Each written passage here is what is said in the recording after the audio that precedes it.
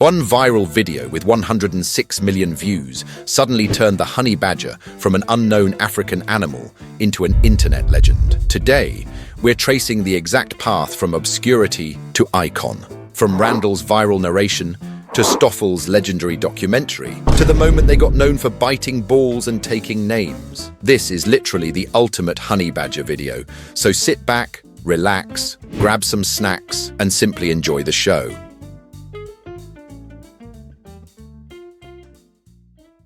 So, let's rewind to January 18th, 2011, where a guy who goes under the username CZG123 on YouTube uploads a video called The Crazy Nasty Ass Honey Badger. This video is literally just National Geographic footage, with his own sarcastic narration slapped over it. Ew, it's got a snake. Oh, it's chasing a jackal. Oh my gosh.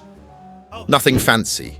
No special effects, just Randall being hilariously unhinged over wildlife footage. But this video is literally the founding father of the honey badger lore. This is pretty much our Jesus moment. You see, at this point, honey badgers are basically unknown. Sure, wildlife experts knew about them, but the average person had never heard of these absolute menaces. They were pretty much just another African animal lost in the shuffle. But here's what made Randall's video different. While every other nature documentary was taking itself seriously, dramatic music, David Attenborough voice, Randall treated it like he was commentating on his drunk friend at a party. Honey badger don't care. Honey badger don't give a shit. It just takes... That became the line. But it wasn't just one quote. The entire video was packed with absolute gems. Whoa, watch out, says that bird. Ew, it's got a snake. Oh, it's chasing a jackal. Oh my gosh. The casual, almost bored delivery, while describing absolute chaos, made it comedy gold. Serious wildlife footage meets zero respect for nature's drama. And people ate it up, including me. By December 2011, less than a year later, it hit 26 million views. Today, it has over 106 million, but the views were just the beginning. Suddenly, honey badger merchandise was everywhere. T-shirts, mugs, tribute videos. The internet couldn't get enough of this ball-biting menace. 3 months after the upload, the TV show Glee had Sue Sylvester call a character the honey badger, nature's most ferocious animal, and literally told viewers to look it up on YouTube. Yes, you are the honey badger, nature's most ferocious animal. Look it up on YouTube. The honey badger wasn't just an animal anymore. It became a symbol of not caring what anyone thinks, of fearless attitude, of doing whatever the hell you want. Randall didn't just make a viral video, he turned an obscure African predator into a cultural icon. But Randall's video didn't just make honey badgers famous, it made people curious. And when people started digging into real honey badger behavior, they found something even crazier. Stoffel. Stoffel wasn't just any honey badger. This guy was a criminal mastermind trapped in a South African wildlife rehabilitation center, and he had one goal: freedom. Stoffel was born in the late 1990s somewhere in South Africa, and as a young orphaned honey badger, he was taken in by a brave farmer and hand-raised.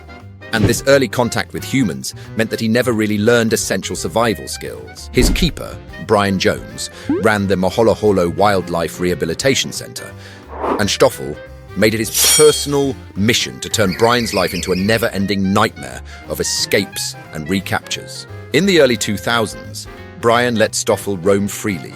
Big mistake. Stoffel raided food stores, broke into other enclosures, and one day he even broke into the lion enclosure and picked a fight with an entire pride. He got badly injured, but made a full recovery, because honey badgers are literally too stubborn to die. So Brian built Stoffel his own enclosure. Brian built what they called the honey badger Alcatraz. It had thick concrete walls, smooth surfaces, and heavy metal gates, pretty much escape-proof, or so he thought. First escape, Stoffel climbed out using some overhanging tree branches.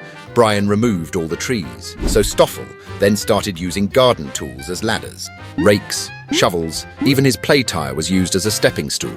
Brian then removed all the tools. But Stoffel had already cooked up other escape plans. He started digging up all the rocks in his enclosure and stacked them in a corner until they were just high enough for him to climb out. Brian obviously dug up and removed every rock.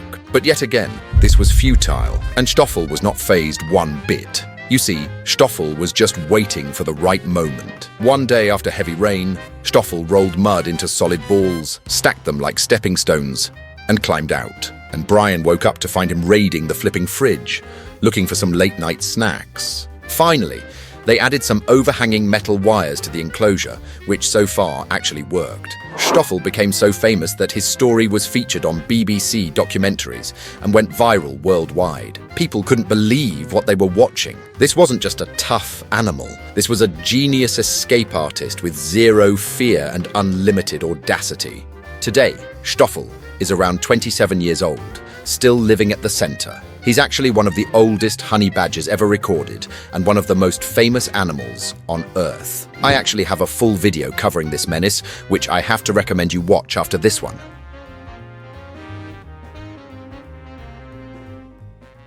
So Stoffel proved honey badgers are not just dumb, fearless troublemakers, but highly intelligent creatures. But why is it that they are the way they are? What makes these animals so ridiculously overpowered? Turns out, the biology behind honey badgers is just as insane as their reputation.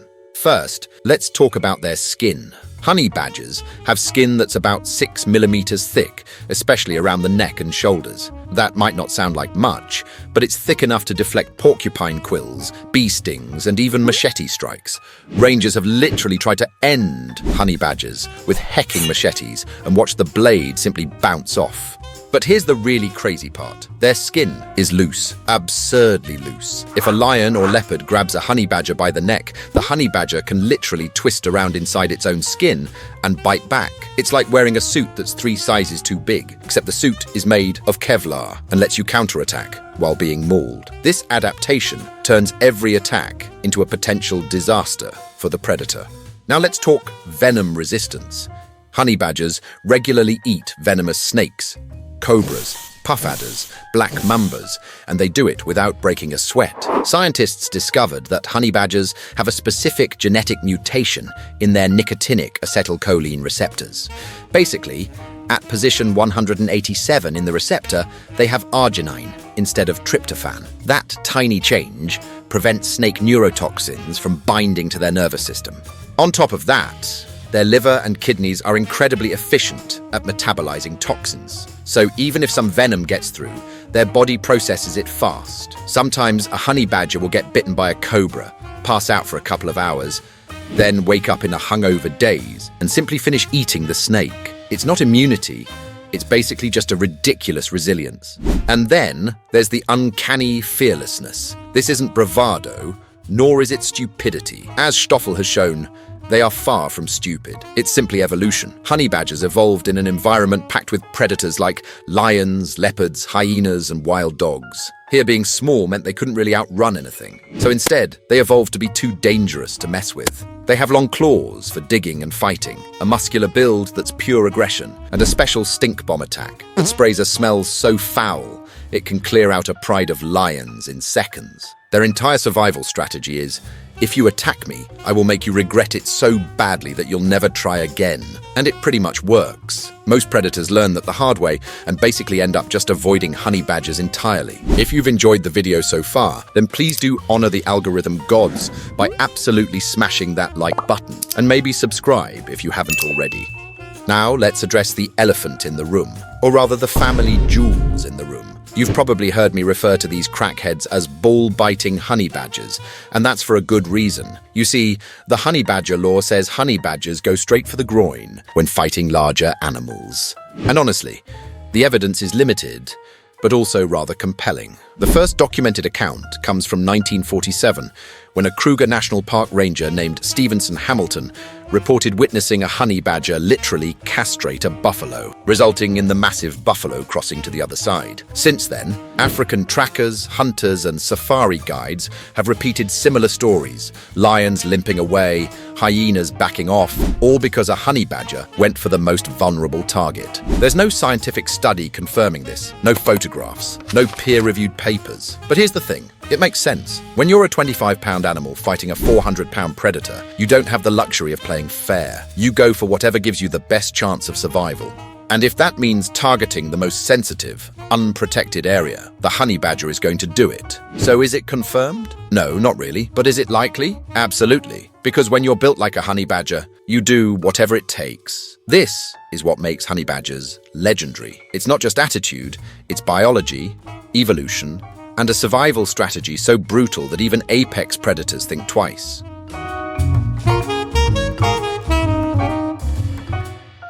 So, we've now established that honey badgers are biologically insane, smart as hell, and that they do indeed go straight for the family jewels if presented the chance. But here's the thing, most people didn't know any of this until 2011. Before Randall's video, honey badgers were just another obscure African animal that wildlife nerds talked about. But after that video, they became a cultural phenomenon.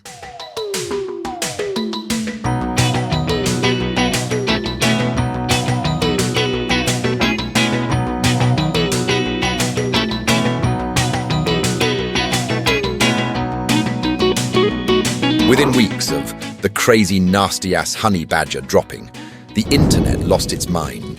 Reddit exploded with honey badger threads. Suddenly everyone was sharing honey badger facts, clips, and remixes. The phrase, honey badger don't care, became a universal response to literally anything. Someone cuts you off in traffic. Honey badger don't care. Your boss gives you extra work on Friday. Honey badger don't give a shit. The honey badger became shorthand for not giving a damn, and the internet ran with it. The honey badger was everywhere. Sports commentators started using honey badger references. The meme had now transcended the internet and entered mainstream culture. In 2012, Randall published Honey Badger Don't Care, Randall's Guide to Crazy, Nasty-Ass Animals, and it became a New York Times bestseller. A YouTube video turned into a book deal. That's how powerful the meme had become. So, why did the honey badger meme explode when thousands of other animal videos didn't?